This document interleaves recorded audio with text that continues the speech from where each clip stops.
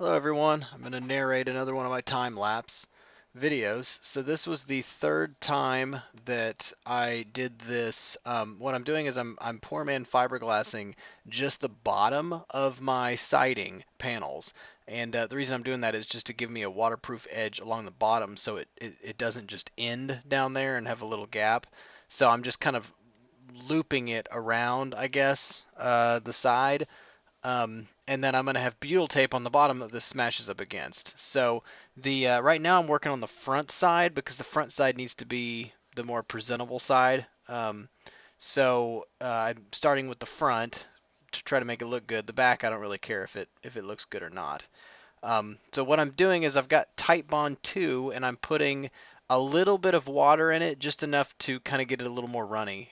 Probably 90-10 or less water, because I found that it doesn't take much water to get this stuff pretty runny, and you don't want it to be too runny. You want it to be, easy that you can work with it on your brush, um, but still kind of adhere um, to the material. Now, I'm not good at wrapping presents, so I'm also not good at wrapping the edges here. I'm just kind of guessing. And then what I do is I get a sharp razor blade when I'm done, because using the scissors initially to cut that canvas, I'm using just some cheap canvas from Walmart. Um, it leaves a lot of frays, and so I use that razor blade to give me a straight edge. And then that bucket is full of water, and I've just got a little microfiber that I keep putting in there, and the water is really helpful to kind of clean up a little bit of this mess. So just to kind of keep it a little presentable. And here you can see it screws up. I did not. That was my mistake. It came off. It wasn't stuck good enough. I don't know if I should let it dry a little longer, but what I ended up doing was using clamps. I had one. I have more plastic clamps, but I could only find one. So I used that one, and then I use a small metal clamp for the other side, and that worked.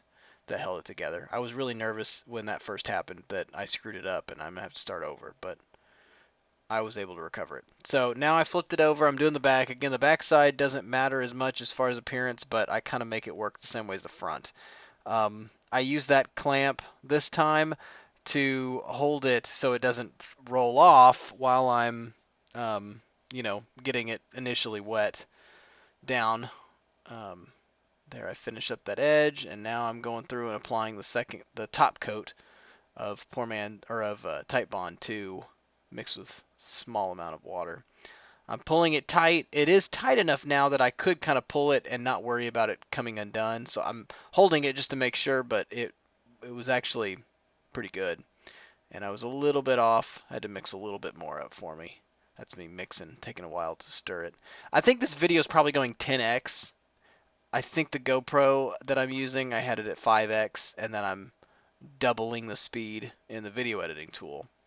So add 10 times the amount, and that's how long it took me to do this. And then I clean up, my not my tools and stuff with water when I'm done, and that helps it out. So now all I'm doing is just kind of cleaning up and getting everything put back together. Thanks for watching this video. I'm probably going to do a few more time-lapse videos of actually it going up. So make sure you hit that subscribe button if you want to see them.